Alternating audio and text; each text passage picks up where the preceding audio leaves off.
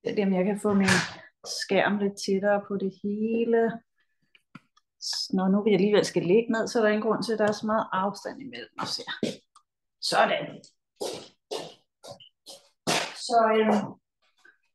Så vi kan starte med at virke med rygsøjlen på sådan en blid og bølgende måde, liggende ned. Det betyder, at der ikke er så meget pres, at tyngdekraften den påvirker kroppen på en måske mere blid facon, end hvad vi er vant til, når vi sidder og står op og skal lave twist. Men jeg tror, vi når flere typer. Men lad os lige starte med at trække knæene op til brystet og holde om de bøjede ben til at begynde med. Og hvis du tager og har et godt greb omkring dine knæ, så kan du måske løsne det en lille smule. Og se om du kan få gang i en lille blid vugge fra side til side. Det var lidt inspireret af dig, Lena. Så tit, når vi underviser, så kigger vi jo på, er der nogle bevægelser, er der noget, vi kan se, at kroppen vil have godt af, udover det, vi selv mærker. Og det finder vi meget ofte ved at spejle os i jer og i hinanden. Så vil vuggen fra side til side til at begynde med. Sådan så du lige ankommer på yogamåtten. Masserer læne om hovedet og kontakter din ryg nogle gange mere.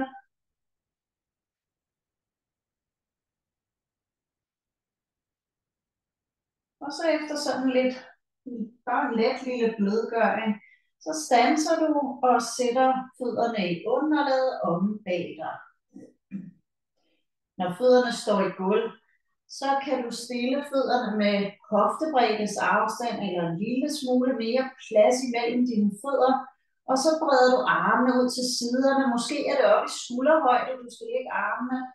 Men læg i hvert fald, så er det rart ind i skuldrene. Og så dine arme udgør sådan et tyngdepunkt i kontakten til jorden. Så kroppen bliver der som omdrejningspunkt, så at sige. Træk hagen lidt ned mod halsen og se om du kan skubbe lænden i kontakt til underlaget, inden du fører begge knæ ud til venstre side og ned mod underlaget i en blød, rolig bevægelse. Så rejser du knæene op igen med opmærksomhed og lander dem til modsatte side. Præcis sådan. På en indånding, knæene tilbage ind i midten, og på din udånding, blik til den anden side. Og sådan overtager du lidt flere gange med den her hoftebredde afstand mellem benene. Og så prøv at undersøge, om du skal dreje hovedet blidt den anden vej af dine ben. Det er ikke sikkert, at nakken er reddet til det endnu, men bare undersøg det, om det gavner dig. Ellers ligger du bare lige midt på baghovedet.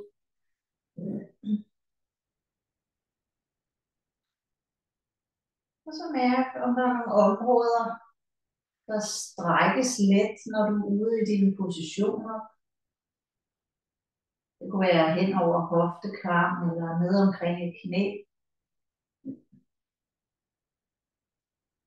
Og så lad det være den sidste runde med den her benafstand, så når du kommer op fra højre side igen, så standser du i midten og ændrer benstillingen til at have samlede fødder og knæ i stedet for.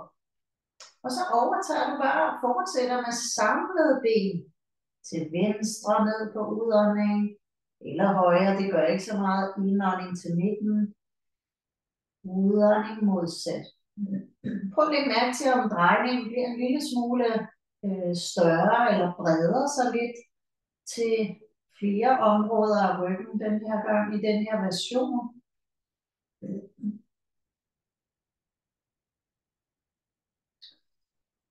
Og bare lad åndedræt bevægelse følge sad lidt endnu her. Det kan være, du også mærker, hvis der er små stræk i hver stilling, at de så også har ændret sig. Nogle af benene er samlet. Måske. Og prøv så, når du kommer over til venstre med dine knæ, at lande ude i stillingen.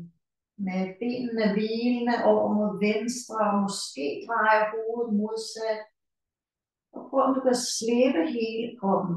Jeg ved godt, vi lige har startet, og der kommer noget bevægelse igen om lidt, men prøv at invitere dine ben til at være tunge i kontakten til underlag og sammen med dine arme. Og så fører opmærksomheden til din vejrtrækning. Og så tager du 3 dybe åndedræt ind i rotationen her. Fylder luft ind gennem næsen. Fylder lungerne helt op, hvis du kan. Og ånder helt ud igen bagefter. Tømmer dig for luft. Og det gør du 2 gange mere i dit tempo.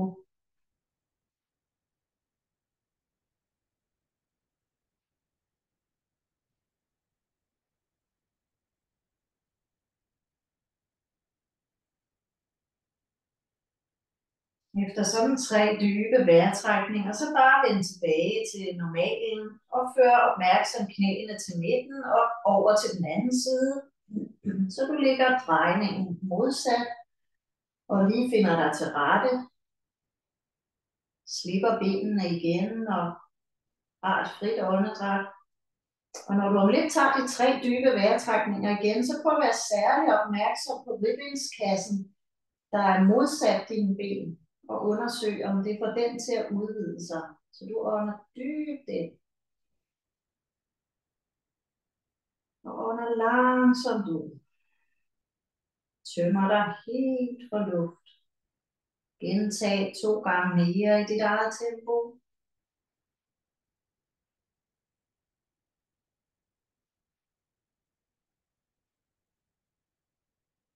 Super fint. Sidste gang, og når du har afsluttet det dybe åndedræt, så bare træk vejret naturligt igen. Så du med et naturligt åndedræt kan føre knæene tilbage til centrum. Når du er færdig altså. Og så løfter du dine knæ videre op til brystet, ligesom du startede. Holder fat om de bøjede ben, sådan så lænden lige bliver neutral igen og rettet ud. Og dybt ind på samme måde. Fyld dig med luft, og på udånding løft hovedet op og tøm dig. Indånding sænke hovedet. Og igen på udånding kugle kroppen sammen. Og det gør du lige en sidste gang. Når du så kommer ned og lander på dit hoved igen, så læg armene ud til siderne. Sæt fødderne i underlaget.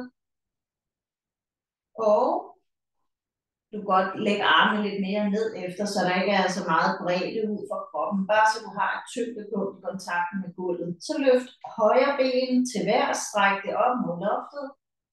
Og cirkel i din højre fod først den ene vej. Så vi slipper lige rygsøjledrejningerne et lille øjeblik. Og så cirkler du i modsat retning med foden. Nemlig måske knirker og knækker det lidt, ligesom jeg kan høre, at min fod den lige giver lidt lyd fra sig. Og hvis du så spænder af i foden, men griber med hænderne om dit højre ben et sted, hvor du kan finde støtte, og det kan jo godt være, at knæet er nødt til at være lidt bøjet, når benet skal strækkes i vejret her. Prøv så at kigge op til din højre fod, og se om du kan sprede tæerne lidt og brede fodsålen, samtidig med at du træder hælen væk fra dig selv og strækker højre baglov, højre læg med støtte fra dine hænder. Vi har lige et par åndedræt mere. Det kan godt være, at det syrer og stivner lidt på bagsiden af højre ben. Gør nakken lang. Slip i maven. Bare den sidste gode vejrtrækning her. Og så kan du slappe af i højre ben og lægge den ned på dit venstre knæ.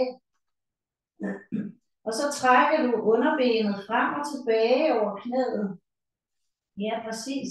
Så du masserer på den måde dit højre underben, som var udsat for det her stræk lige før.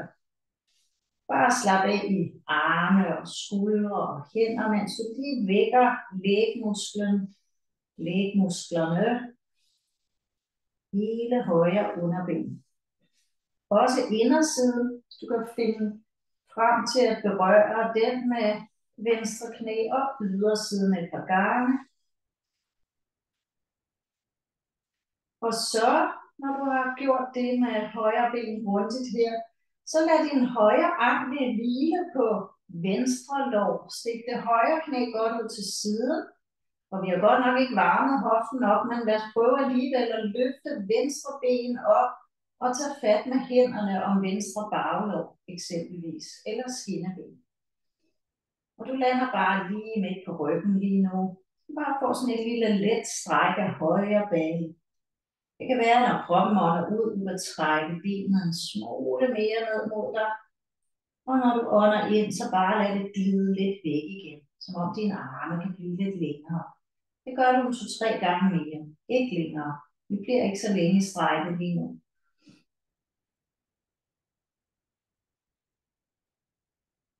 Og så kan du slippe og sætte venstre fod tilbage i gulvet, men bare det højre ankel blive på det venstre lår. Læg armene ud til siderne op i skulderhøjde. Lad så benene glide mod venstre og ned mod underlag. Og bliv lidt derude med højre knæ, der måske kan pege op mod loftet. Det kommer an på, hvad du mærker at strække i højre bane. Præcis. Så for nogle af os er det mest naturligt og virksomt, at knæet får lov at søge ned mod gulvet. Og så er der for andre af os, hvor det peger op, og så bliver der mere strækmulighed ud af det. Vi har et par vejrtrækninger, og en gang imellem, så kan det også hende, der er nogen, der siger til mig, Iben, det strækker ikke nogen steder, gør jeg så noget forkert? Nej, så får du bare lige nu også en lille rygsøjledrejning. Men så er vi måske andre, der siger, jeg kan tydeligt mærke, at det lige tager fat i hoften på ydersiden, eller i min bale, og så videre. Nu skal du spænde maven lidt, fordi du skal have benene ind til midten. Og så kan du lige strække benene ud i underlaget ved siden af hinanden, inden du skal lave samme omgang fra venstre side. Så med strakte ben, så bare lige mærk, erfar, hvordan føles højre sammenlignet med venstre side. Og det kan være, mens du lige ligger her i midten af alting, at du lige triller hovedet nogle gange fra side til side. Så lige lirker og løsner med hals og nakke. Jeg håber, du har måske en varm trøje på, eller ligger i lidt solskin, sådan at du ikke køler for meget ned. Nu vi tager den sådan lidt med ro her i starten. Find midten af baghuden igen. Sæt fødder tilbage i gulv, så benene er bøjet. Prøv at se, om jeg kan huske det, var. Så løfter du venstre ben i vejret, og cirkler venstre fod først den ene vej. Få godt fat i din ankel, vrister, tæer og modsat vej. Bare slap af i overkroppen imens.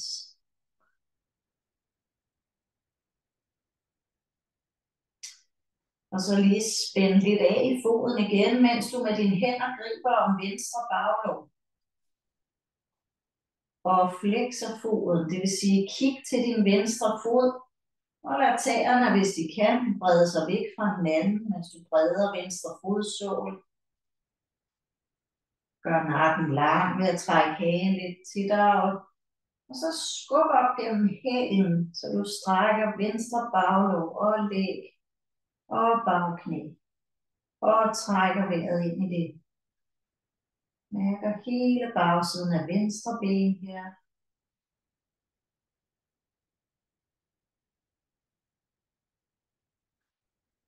Super fint. Så slap lidt af i fodledet igen. Og slip benet, så du kan lægge venstre læg på det højre knæ. Og trække underbenet frem og tilbage. Så du lige booster, løsner benevævet. Skubber lidt til kredsløbet.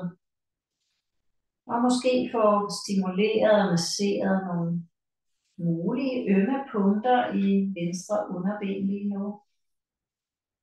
Uanset om noget er ømt eller ej, så er det som regel en rar fornemmelse ikke at få skubbet lidt til det hele og give sig en selvmassage.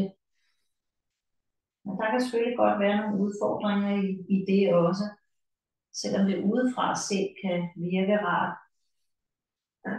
Og så efter sådan et par glide strøg mere, så skal du lave det lille ballestræk, så du placerer venstre ankel på højre lår, og så løfter du højre ben op til dig og griber fat, hvor du kan nå om dit højre ben.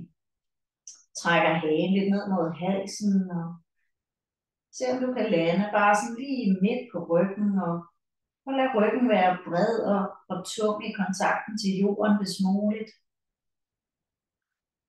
Og så prøv at undersøge den her lille ting. Du skal ikke være her så længe, så det kan godt være, at du på udånding kan trække benene en millimeter mere ned mod dig. Og i indåndingen give lidt slip på det igen. Ikke fordi du slipper med hænderne, men bare sådan en lille rokkebevægelse, hvor strækket skiftevis øges let, og så mindskes en lille smule. Og det gør du bare lige 2 vejrtrækninger mere. Ikke længere tid med det. Det kan være, at vi vender tilbage til at lave de her stræk for ballen.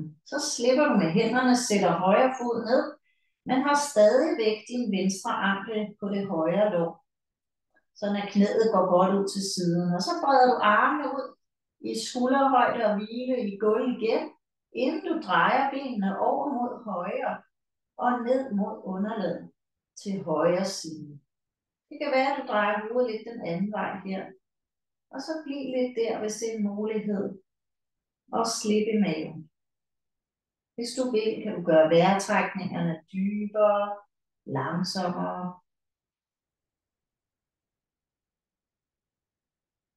2 vejrtrækninger mere her.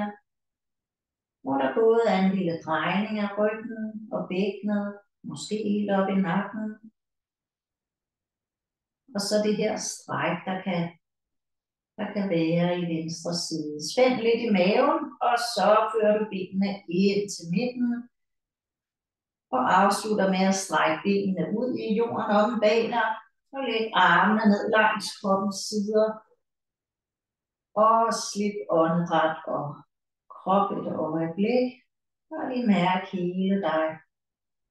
Måske især midterdelen med bækkenet og alle hofteområdet har nyt godt af øvelserne. Nu kommer der lidt bevægelser igen i takt med åndedrættet. Måske er det den sidste, vi lige laver hernede på ryggen for nu. Så du samler lige dine strakte ben og trækker armene ind til kroppens sider. Træk hagen lidt ned mod halsen. Og så løfter du på indånding højre knæ op til dig og holder fat. Og nu, mens du løfter overkroppen på en indånding, læg hovedet i gulv og stræk højre ben til værs, flex foden. På en udånding, sænk benet. Præcis. Venstre. Indånding, knæet op og gribe fat. Udånding, pande til knæ. Indånding, støtte på baghovedet, benet strækkes, foden flexes, og udånding, du sænker benet. Måske begge ben, ellers bare det højre igen. Knæ til bryst på indånding. Kugle dig sammen på udånding. Ben er strakte på indånding, flex fødder, spænd mave. Udånding, sænke ben. Forfra. Først højre, så venstre, så begge to måske.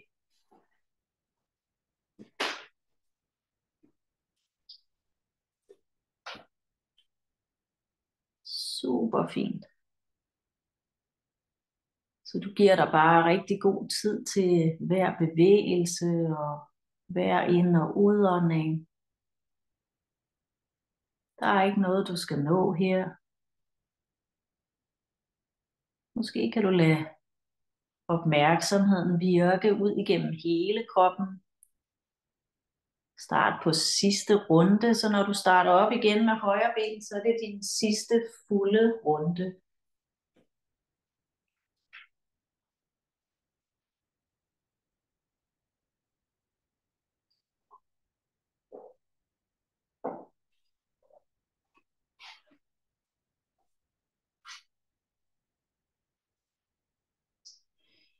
Når du ikke længere er i bevægelse, men har afsluttet sidste runde, så træk bare fødderne lidt væk fra hinanden, når du er færdig.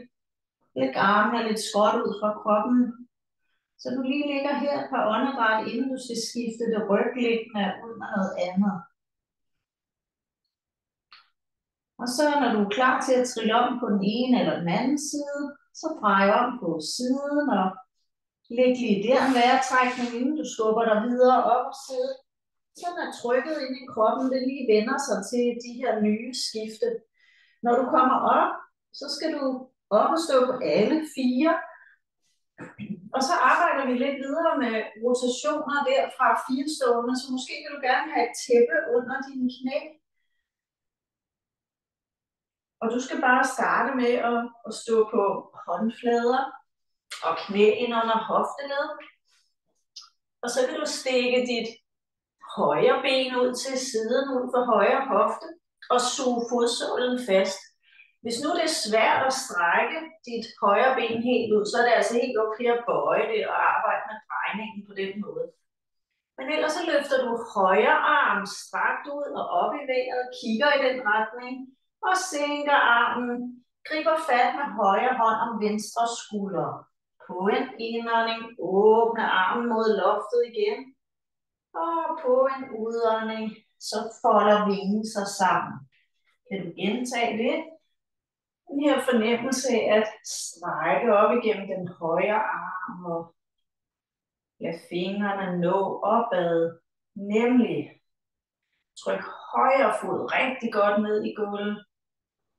Skub venstre hånd rigtig godt ned i gulvet. Så du kan mærke dit fundament. Og måske mærke drejningen af ryggen igen. Skulderen i bevægelse og skulderbladet. 2 gange tilbage som de sidste 2.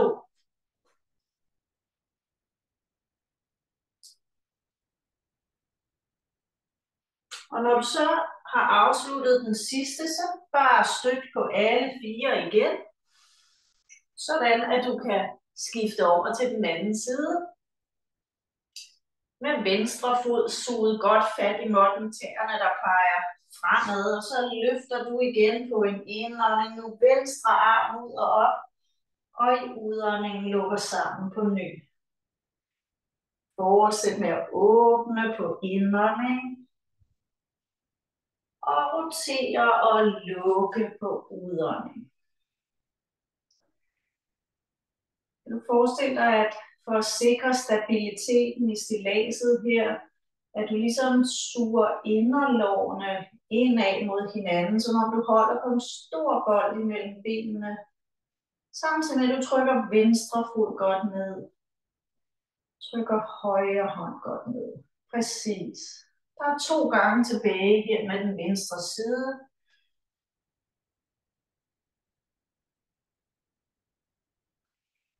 Og når du så afslutter og har lukket dig sammen igen, så bare find dig til rette på håndflader og knæ på ny.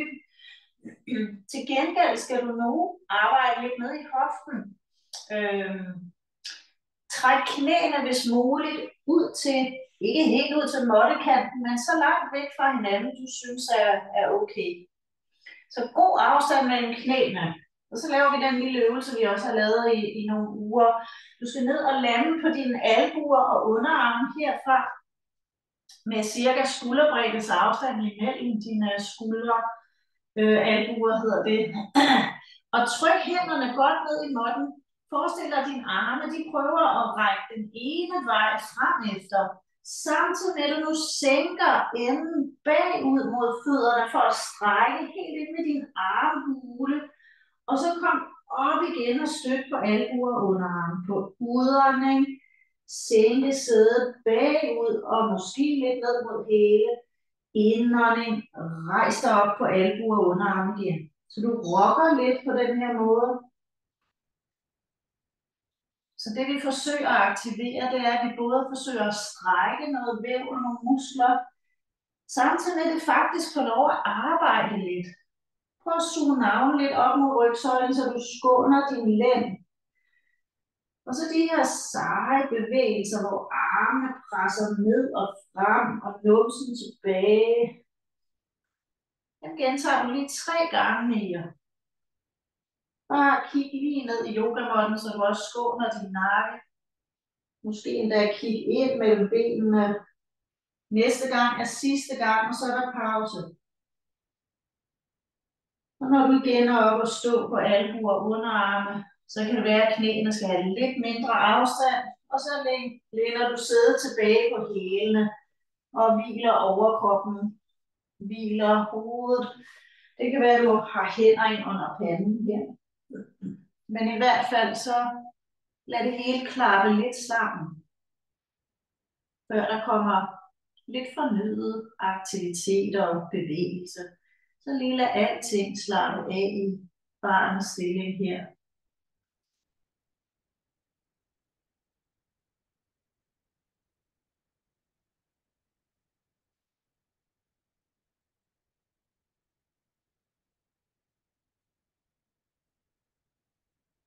Sidste 2 vejrtrækninger.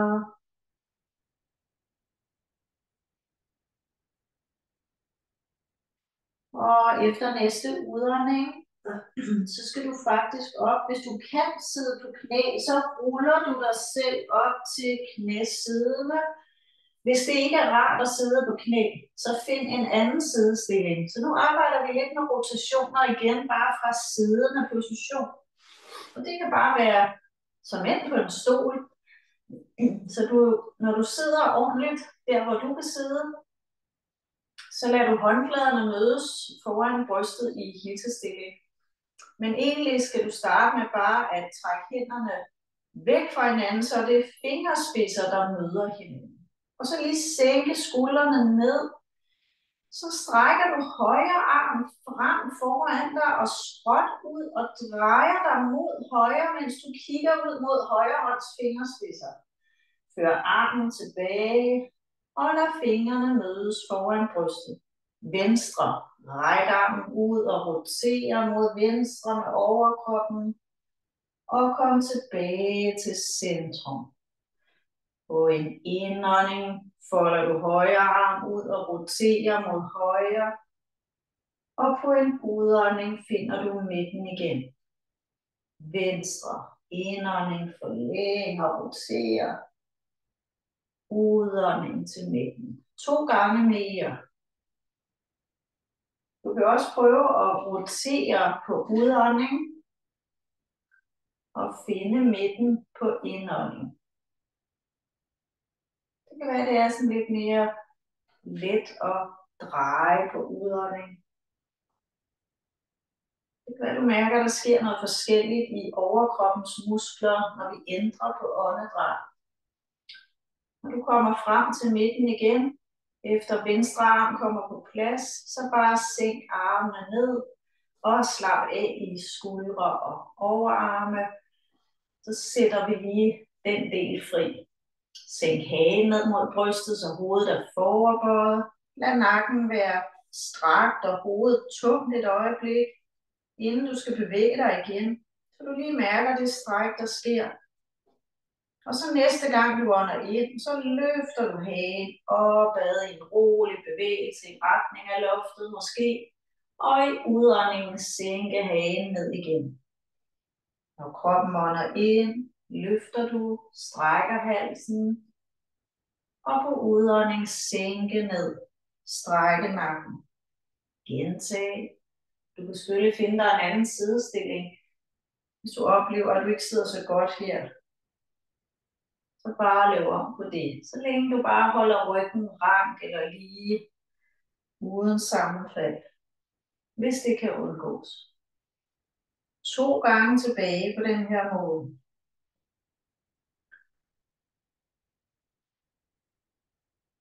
Og næste gang hagen søger ned, så afslut og sæt hovedet op på plads bagefter.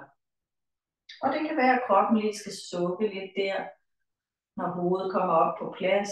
I hvert fald slip i maven, så din vejrtrækning strømmer frit.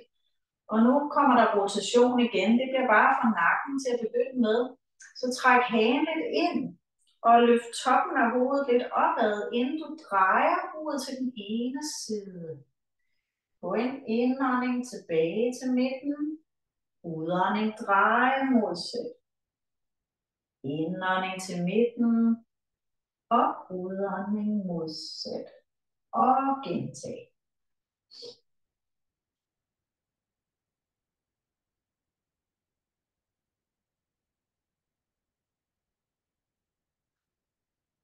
Så nogle dage kender du til det, at så kan man godt være blid og blød med sig selv og ikke have travlt, og så andre dage så er sindelaget måske et andet, hvor man godt lige vil strække noget og tvinge noget rundt. Det kan jeg i hvert fald godt genkende. Og i dag er sådan en dag, hvor jeg virkelig har lyst til at strække den ene side af min hals og nakke. Men jeg ved, at det tit bare giver bagslag, fordi det er egentlig ikke de her kraftfulde stræk. Det giver en kortvarig lindring. Det er faktisk mere min opmærksomhed, når jeg er i gang. Sidste gang. Og når du så har næsen til at pege lige frem efter sidste runde, så bare sæt åndedrættet fri igen. Før opmærksomheden ud i skuldrene, og det er det sidste siddende her. Så du trækker skuldrene frem og op under ørerne og cirkler dem bagud og ned ad ryggen. Frem og op på indånding, og bagud og ned på udånding. Det gentager du lige nogle gange. Så du får rigtig godt fat i alt det, der sidder der i forbindelse med halsmuskler og om i nakken, rundt om skuldrene. Så vi kan ikke bare beslutte, at nu arbejder vi med rotationer, og så glemmer vi resten. Vi er ligesom nødt til at få fat i hele kroppen på yoga-måde. Kom modsat. Bare lige 2-3 gange. Bagud og op. Frem og ned. Super. Sidste gang. Og så bare lad arme og skuldre til sidst være afspændte og hænge ned igen. Måske skal det rystes lidt på plads. Og så kan det være, at du kan komme frem og stå på alle 4 en gang mere, for lige at få rettet benene lidt ud på bagsiden i form af et hundestræk. Og så ser vi, om vi kan lave lidt twist med det hundestræk. Det kan jeg ikke love, men måske kan vi. Så hænderne lidt fremme foran skulderleden, knæ lige ind under hoften. Du underbøjer tæerne, når du er klar til det. Og så på en indånding løft som sædvanligt knæene op først, og så skyder du på udåndingen enden bagud og op i vejret, og finder ind i hundestræk, hvor det kan være, at du bøjer i knæene og løfter din hæle. For først lige at få styr på din overkrop. Sug håndfladerne ned i underlag. Bred fingrene ud som vifte. Og prøv at skubbe ekstra vægt fra hænderne ned i måtten, mens du løfter enden bagud og opad. Det kan være, at du går lidt på stedet, træder den ene hæl ned, løfter den anden sejl op. Gentag. Det kan også være, at hæle følges ad, op og ned. Præcis. Slip i nakken.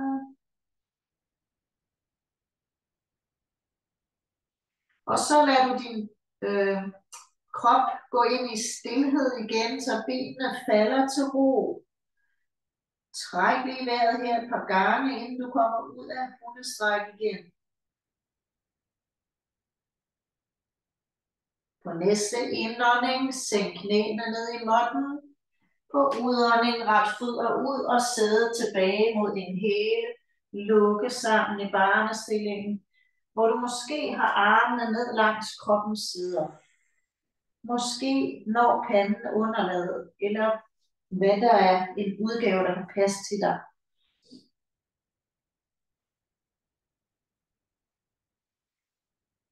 Så du kan invitere hele overkroppen til at lande tung i kontakten med lårene, eller måske skiller du knæene lidt ad fra hinanden. Der er i hvert fald lige et par åndedræt mere. Så det hele det falder lidt mere til ro fra at bruge en masse kræfter i arme og ben.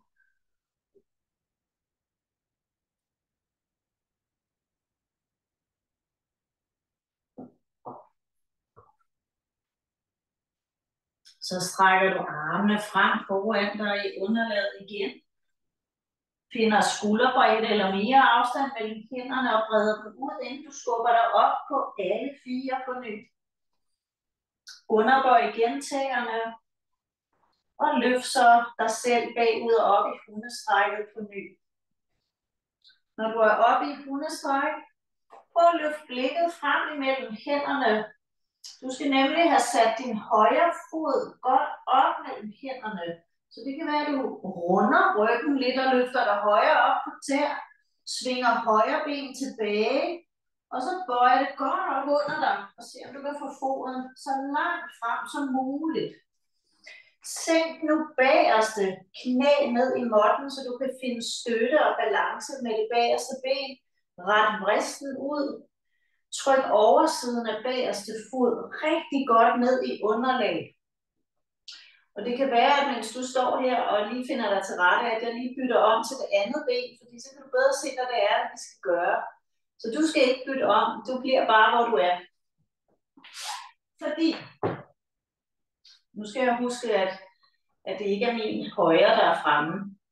Så du har din højre fod fremme. Nu skal du se, om ikke du kan presse så meget vægt i det bøjede ben, at du kan sætte dine håndflader op på det bøjede ben. Og løfte din overkrop. Tag nogle modsatte albuer og sæt på ydersiden af det bøjede ben. Så modsatte albue. Sæt håndfladerne sammen, hvis du kan det. Yep. Kig til dine fingre, eller kig mod den løftede albue. Pres albuen mod låret godt ned.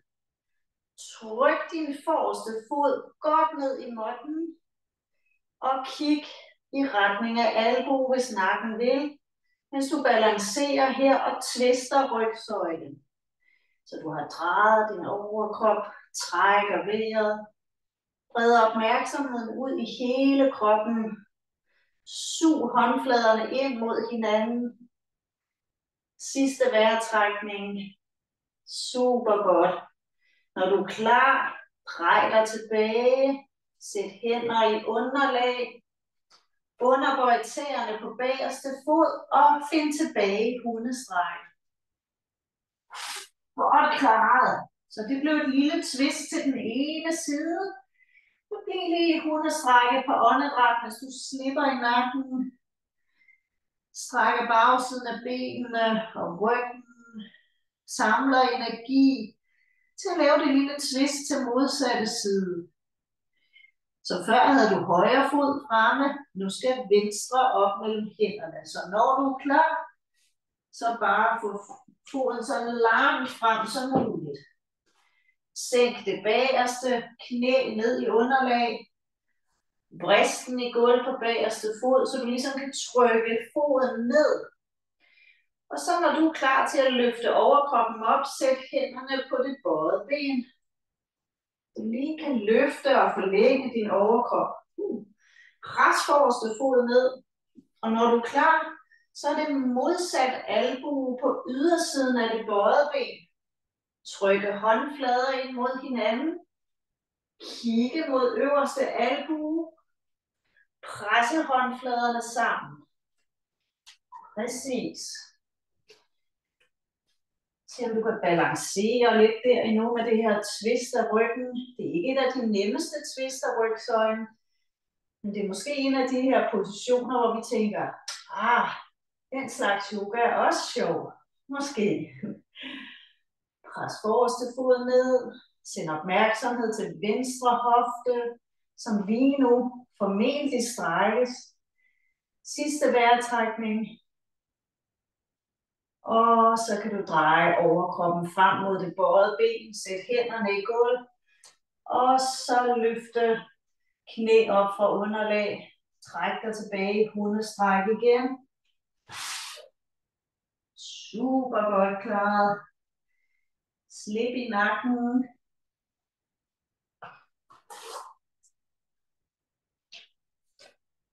Og vandre roligt frem med fødderne til en stående foroverbøjning. Hæng tungt ned fra hofteled med din overkrop.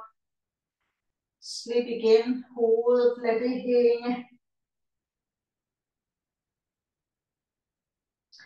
Bøj lidt mere ned i knæene nu, og rul dig selv halvvejs op og stå, indtil du kan placere hænderne på knæ ved lår, og begynde at sveje ryggen, som katten, der krummer og svejer. Bagefter krummer du, trækker hagen ned mod brystet, indånding, sveje, udånding, krumme. Du gentager. Suger hænderne godt ned mod dine lår. Og mærker grundigt efter i din nakke. Hvor meget skal hovedet kigge frem, når du svejer? 2 gange tilbage her. Og det betyder, at næste gang du skyder ryg, så rul dig langsomt videre op og stå. En ryghvirvel ad gangen. Til du er opretstående.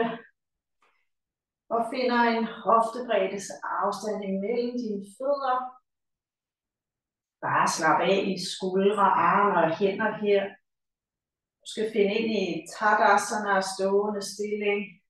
Og det gør du måske ved lige at være opmærksom på, om der er lige meget vægt på højre og venstre fod, som du står her.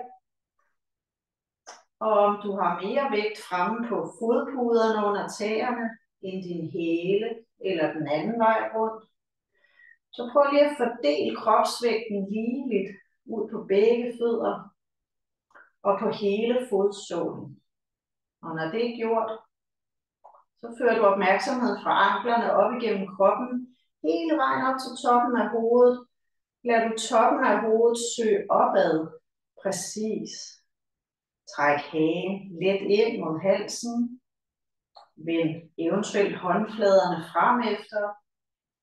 Og have et lille bitte mikrobøj nede i knæene, så du lige som Søren vil sige det, pumper knæskallerne et par millimeter frem.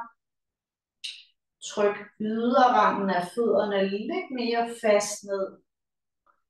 Og stå så her, mens du fornemmer hele kroppens forside. Hele kroppens bagside. Og mærk kroppen ånder ind gennem næsen.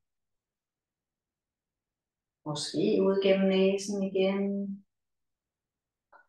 Kan du mærke stærke ben og kontakt til jorden under dig?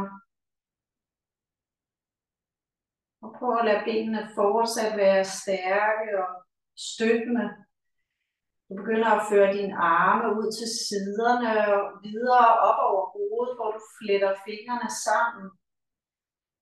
Alle fingre flettes, undtagen pegefinger, dem strækker du op mod loftet.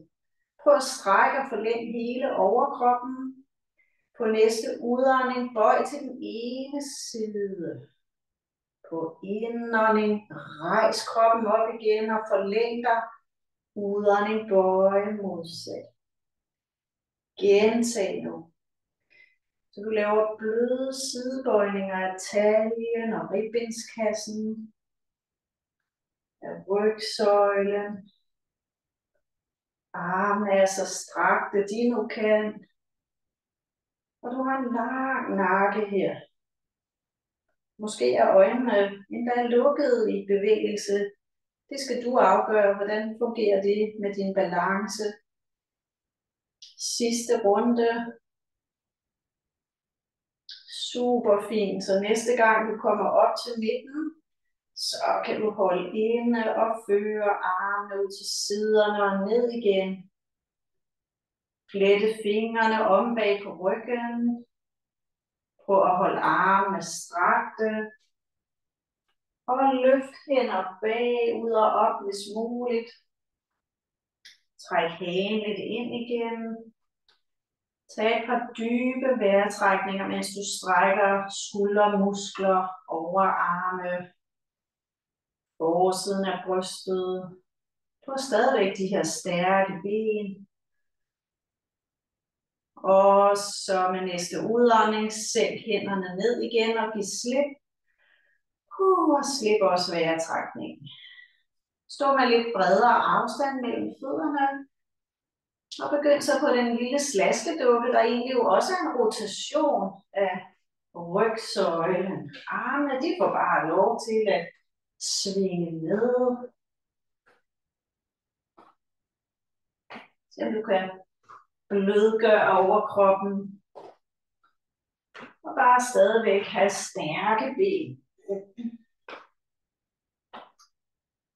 Så det hele det rystes lidt løs igen.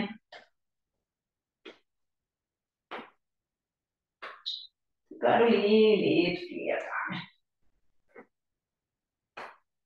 Virkelig pres fødderne godt ned i jorden, så du stadigvæk bevarer den der styrke helt op til din knæled. Og så kan du standse bevægelse lige så stille igen. Stå et øjeblik. Luk eventuelt dine øjne. Og prøv at mærke forskel nu, når du er ude i det her bredere skridt. Hvordan føles det op igennem resten af kroppen? Nogle gange så kan det virke som lidt af et kollaps, når vi breder fundamentet. Men det kan også give en noget jordforbindelse at have ekstra afstand nede mellem fødderne måske. Okay, men nu skal du finde en hoftebreddes afstand. Så skal du arbejde lidt med stolen i bevægelse. Og så finder vi et lille twist ind i den også. Så du fører armene strakt frem og op og sætter dig ned på den usynlige stol. Og rejser kroppen op igen, sænker armen ned. Indånding, sidde ned på stolen. Udånding, kom til stående. Og fortsæt.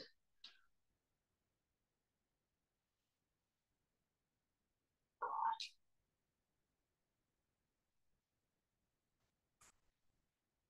Lav lige et par stykker mere.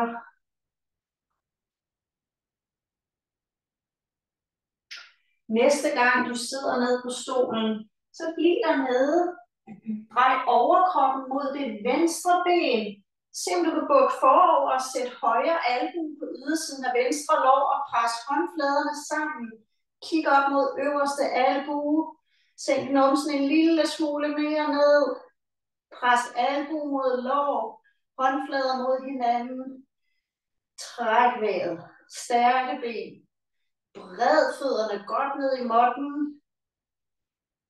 Drej overkroppen tilbage til center. Og videre til den anden side. Modsat albue til modsat lår. Kig mod øverste albue. Det er god lårtræning. 2 vejrtrækninger. Og drej dig så tilbage til midt. Og synk forover i stående foroverbøjning. Slip i nakken. Bøj lidt i knæ. Bøj så meget i benene nu, at du kan presse håndflader i gulv foran dig. Og træde tilbage i hundestræk. Bare lige få vejrtrækninger i den omvendtstående hund her.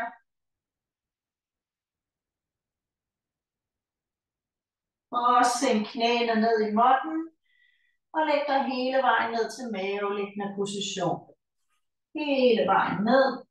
Du bestemmer, hvordan overkroppen skal hvile, når du kommer ned på maven. Men lig og tag en lille pause, så er du nede ved jorden igen. Med god afstand mellem dine fødder. Slip hele forsiden af kroppen. Og bare lig og mærke åndedræt ske. Fornem jorden, du ligger på. Undersøg, hvor meget du kan slappe af i lige her og nu. Hvad sker der nede i maven? Og sanser du åndedrættet om i ryggen?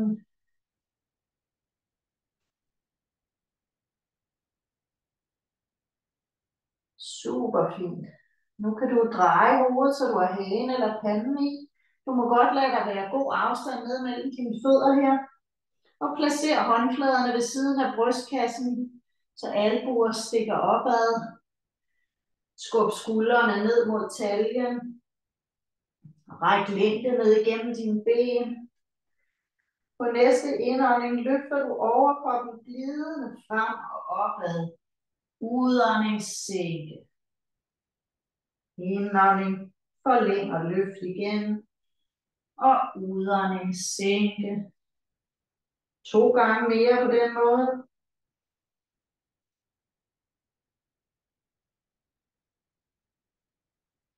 Sidste gang i bevægelse. Og så næste gang du løfter dig op, så bliv der oppe. Og prøv om du vil skubbe højre skulder frem og ned mod måtten, mens du drejer hovedet mod venstre skulder og kigger mod din venstre skulder. Træk vejret ind i det. Drej tilbage til centrum. Og på venstre skulder ned, træk højre skulder tilbage. Kig mod højre skulder.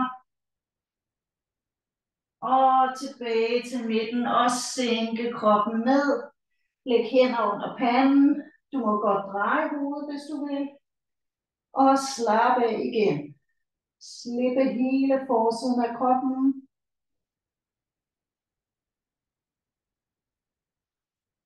Så bøjer du benene. Det kan være, at du lige samler dem først, men bøj benene. Og sving fødder og underben fra side til side. Og brug lidt tid her på det. På en måde kan det også blive til en lille bitte smule drejning af ryggen. Ej, den er måske lige lidt søgt i den. Men i hvert fald, så bliver det en lille løsnen, forhåbentlig af lænd og baller, baglår. Så bliv bare lidt ved vuggebevægelsen her. Bare lidt endnu.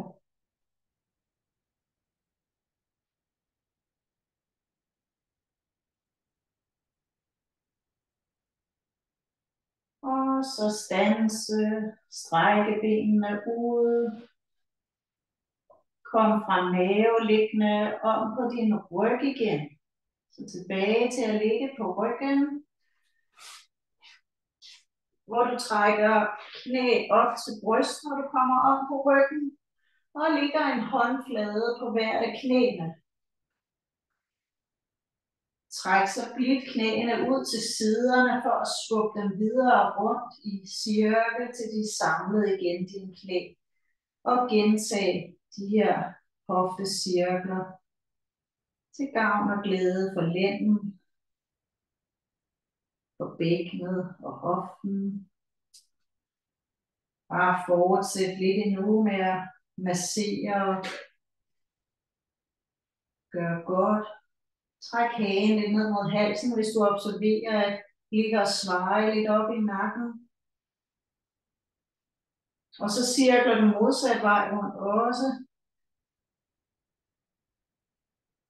Bare lad åndedrættet være frit her. Medmindre du synes, det er ekstra rart at arbejde i takt med ind- og udånding. Når knæene næste gang mødes, så lad dem være samlet, benene bøjet. Læg arme ud til siderne, op i skulderhøjde eller mere skråt op efter, hvis skuldrene vil. Du skal blive ude i et twist nu, så du fører benene mod venstre side og ned mod gulv. Prøv at lade højre skulder søge ned mod underlaget, den bliver der. Og hvis du kan, lægger du venstre hånd på det øverste bøjede ben. Måske drejer hovedet modsat benene. Du skal blive lidt her, så du må regulere, hvis der er en arm og en skulder, der har det skrabt, så fyrt lidt på kroppen. Men prøv at invitere ben og fødder til at være helt tunge i det her twist, som formentlig også søger lidt om til din højre bane, højre talje, ribbenskassen. Du styrer om nakken tåler det her med at hovedet drejer væk fra benene. Ellers må du ligge lige midt på baghovedet og gøre nakken lang, uanset om du drejer eller ikke drejer i det her dybe twist. Det kan være, at du kan trække knæene en lille smule mere op mod din venstre armhule. Bare lige for at undersøge, om det øger strækket, om du ligger bedre. Du kan også lade knæene glide nedad igen, hvis det er for skrapt et stræk. Se om du tåler at blive her nogle dybe vejrtrækninger mere.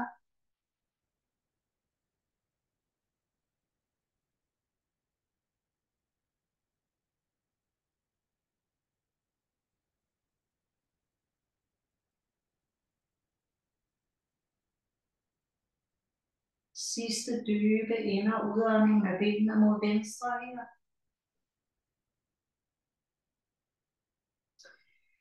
Når du er klar til at skifte side, så er armene tyngde ud i gulvet igen. Spænd mave, inden du løfter benene op over midten. Hold lige så blidt og langsomt læner bøjet ben over til højre. ned mod gulvet. Drejer ansigtet væk fra benene, måske. Og så er det jo altid spændende. Måske kan du til den ene side godt have dine skuldre ned og lande i gulvet, og så finder ud af, at til den anden side, der går det altså ikke lige så smidigt. Husk bare at flytte på din øverste arm der, den venstre, at den får lov at finde et sted, hvor der er godt at være. Og måske lægge højre hånd på det øverste bøjede ben. Kan du også her overgive dig til tyngden i kroppen, og måske bare sanse, hvordan jorden holder kroppen liggende her.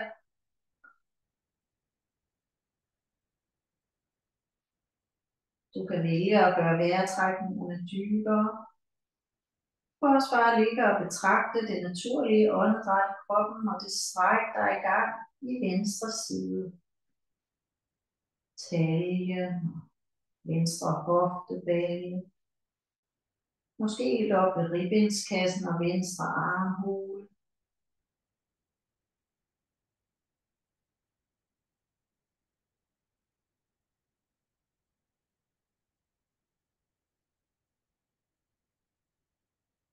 To vejrtrækninger mere her.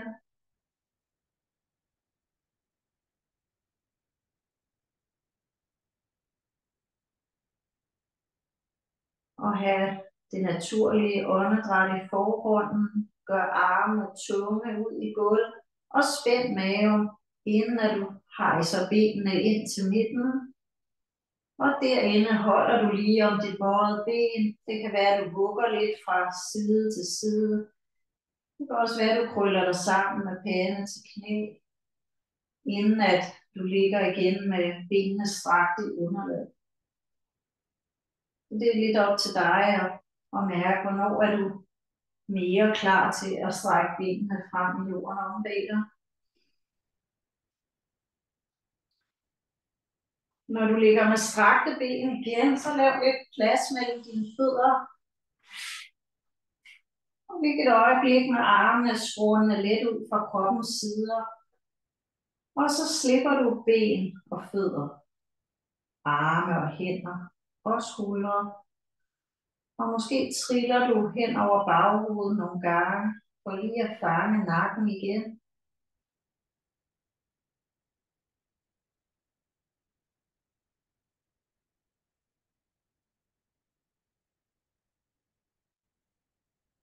Find ind til midten af baghovedet. Der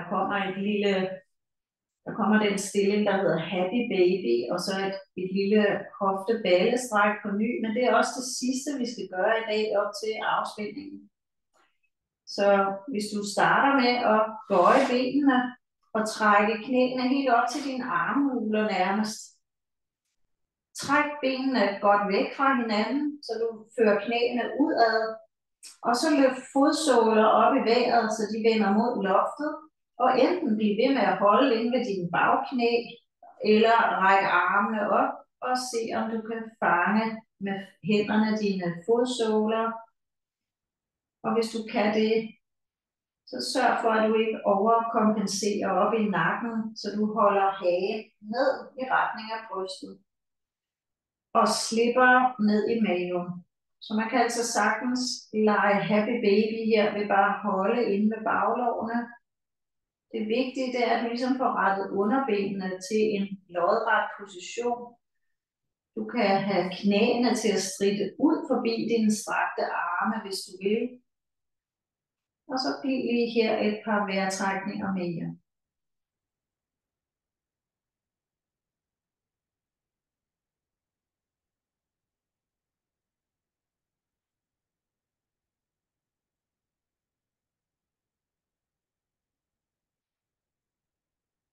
Sidste ind- og udånding, og så kan du bagefter slippe med dine hænder igen og sætte fødderne ned i underlaget.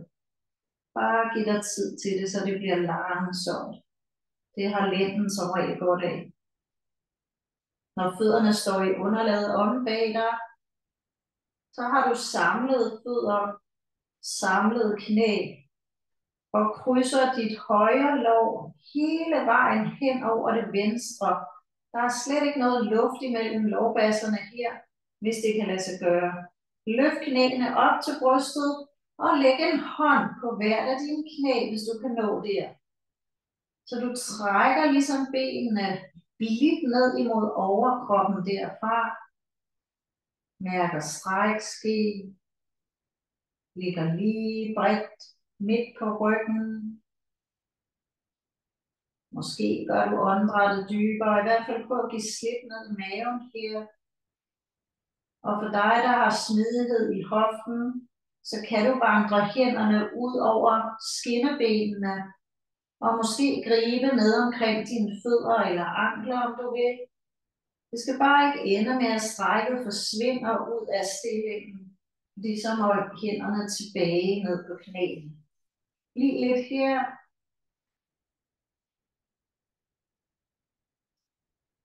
I yogaen så bruger man også den her benstilling siddende op på numsen. Så numsen den sidder nede på jorden imellem de her spredte underben og fødder. Så kalder vi den farlig stilling. Samkatasana. Det er virkelig dybt stræk af hoften.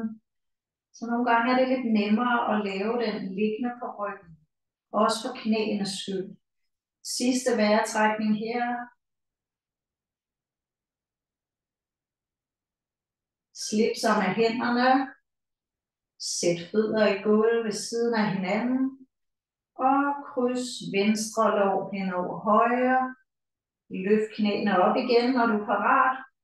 Og så lige grib med hænder om knæ eller på skinneben til at begynde med at finde ind i stillingen. Forlæg ud gennem nakkehvivler. Og overvej, om du skal ned og have fat på ankler eller vriste omkring dine fødder med hænderne. Slip maven igen. Slap af i kæbemuskler, øjne. Og bare lige blive her nogle få åndedræt mere, hvis du kan. Uden at presse, hive og tvinge noget. Måske bare overgive dig lidt med nysgerrighed til at opdage stræk og åndedræt. Måske kan det nive lidt ind ved lysken, når ting lukker sig sammen derinde og sener ligger tæt. Så kan man godt opleve, at det bliver lidt stramt derinde i lyskeområdet, også i de her stræk. Men bare husk, når du folder det hele ud igen, så bliver der frit gennemløb i hele kroppen. Så nu kan du slippe med hænderne, sætte fødderne ned og strække benene ud. Mærk lyske, baller, hofteled, slip dine arme og hænder. Og suk, hvis kroppen trænger til det. Mærk hele kroppen her. Fornem hele kroppen, måske især den midterste del. Om der er fri passage og øget gennemstrømning af liv og energi. Om lidt skal du strække kroppen, og det er det sidste, du skal inden afspændingen. Så træk fødderne og benene ind mod hinanden, og før armene op langs med ørerne i gulvet over dig.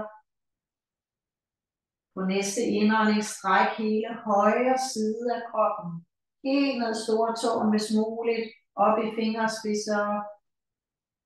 Og slip med udånding igen. Venstre side. Indånding, forlæng og stræk venstre side. Og slip med udånding. På flænden lidt ned, spænd maven, inden du glider og strækker hele kroppen på en indånding. Hele kroppen. Og med udåndingen giver du slip på det hele og fører armene tilbage ned. Og så, når du har samlet kroppen lidt der, så mærk lige, om du har brug for selv at lave et stræk eller noget bevægelse, fordi du er faktisk nået så langt, at du skal til at lægge dig til rette under et tæppe. Så det kunne godt være, at der er noget, du lige skal gøre, inden du skal hvile i afspændingen her til sidst. Såsom have en trøje på eller nogle strømper. Det var super godt arbejdet. Der var virkelig mange twist og også meget styrke til de dybe hoftemuskler især. Så nu er du heldigvis der, hvor du skal til at høste frugterne af din indsats ved at hvile i afspændingen. Og ja, det har vi god tid til. Så når vi træder ind i yogasalen, så har vi jo sjældent forstyrrelser udefra. Altså en gang imellem kan der jo godt være en mobiltelefon, der siger en lyd et eller andet sted fra i skabet, men det kan være lidt sværere, når man er hjemme hos sig selv og forme det miljø omkring sig, når man skal hvile. Men jeg er sikker på, at du har fundet din vej og skruet ned for din telefon og din radio og sådan noget. Ellers så er det i hvert fald en oplagt mulighed at skabe det rette miljø. Så måske skal man også lige nå at tisse og sådan noget. Så læg dig rigtig godt til rette. Fornem, at du måske kan lande, så din krop den føles lige tung i begge sider. Kan du mærke ryggens kontakt til jorden under dig? Hvilende her. Kan du placere dine arme, så skuldre spænder af. Det kan være, at skuldrene ligesom skal skubbes lidt væk fra ørerne og ned. Det kan være, at det er sådan en dag, hvor hænderne hviler på maven. Eller du har et blødt tæppe eller en pude under baghovedet eller ned under knæene. Men uanset hvad, så er det nu, at du skal indstille krop og sind på, at du er fremme ved afspændingen i den stilling, der hedder Shavasana, dødstille stillingen. Så lidt efter lidt, når du har sørget for, at kroppen hviler godt, og du har måske en ekstra trøje eller tæppe på, så mærk, at du måske bliver mere og mere klar til at ligge stille. Det er ikke sikkert, det er sådan hver gang, eller altid. Det kan være, at der er noget, der forstyrrer os i kroppen eller i sindet, før at der bliver lidt mere ro på. Mærk også nede i lænden, om du tåler, at benene ligger strakte her, mens du skal hvile. Og ellers så selvfølgelig bare bøj benene og sæt fødderne i gulvet.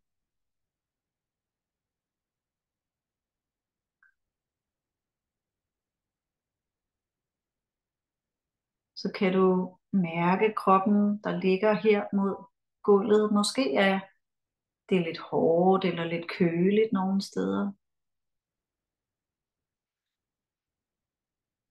Kan du mærke hele dig, der ligger her. Helt ned i fødder og tæer.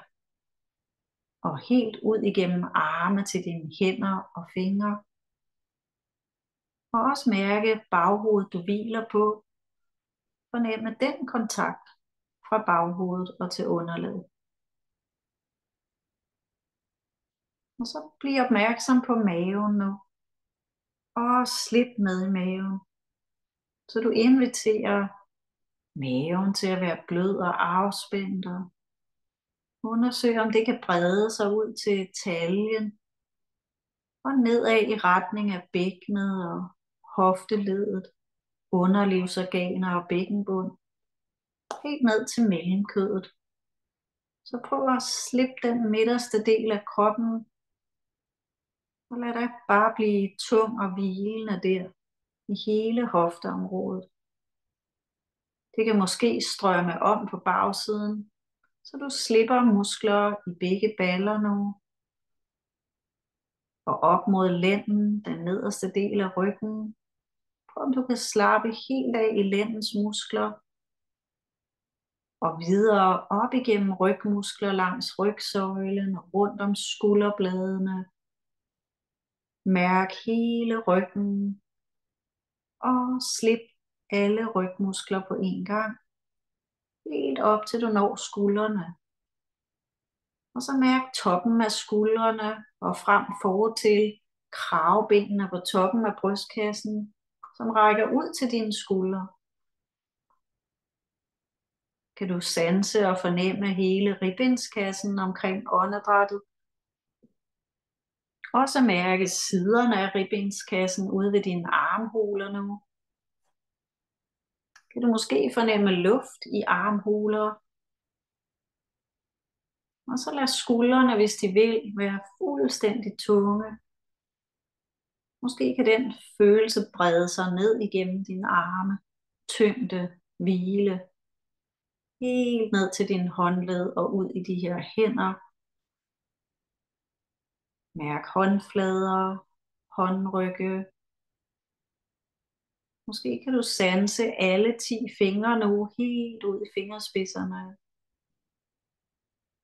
Måske mærke luft i håndflader og mellem fingre.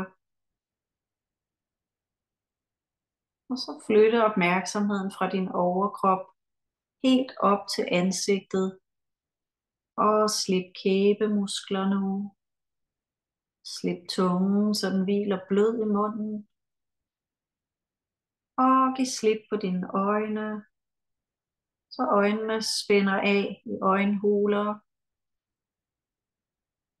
Mærk hele ansigtet på én gang, alt huden, der dækker din pande og næse, kinder og mund, hage. Så det hele inviteres til at være blødt og afspændt. Helt op til hårgrænsen i panden og videre gennem hovedbunden.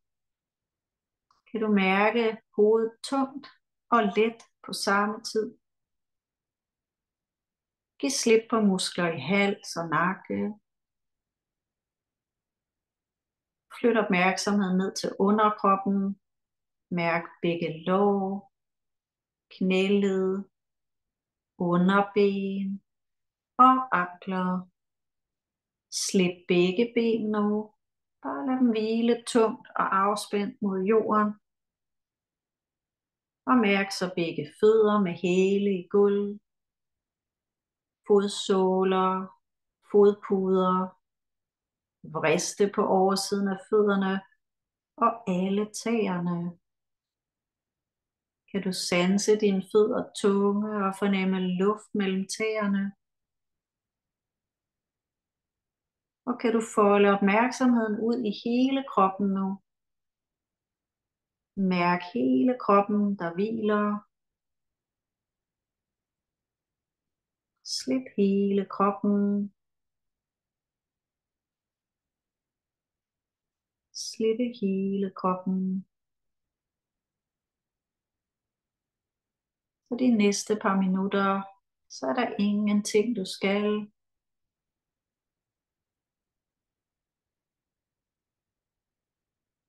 Måske er det bare sådan, at din opmærksomhed den bliver lidt ved åndedrættet i kroppen, eller de lyde, der er omkring dig. Det kan også være, det er følelsen af, at du er et med alt det, der er omkring dig, at der ikke er nogen særlig adskillelse fra luften og atmosfæren omkring kroppen. At det kunne lige så godt være en del af dig. Den atmosfære, der finder vej ind gennem kroppen, gennem næsen og munden og forsyner os med liv og åndedræt. Uden det var vi ingenting. Så kan du sanse livet i kroppen lige nu. Kroppen, der ånder helt af sig selv.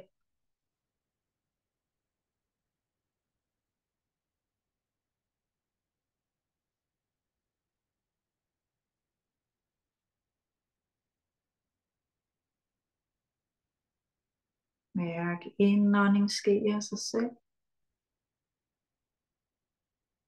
Udånding ske af sig selv.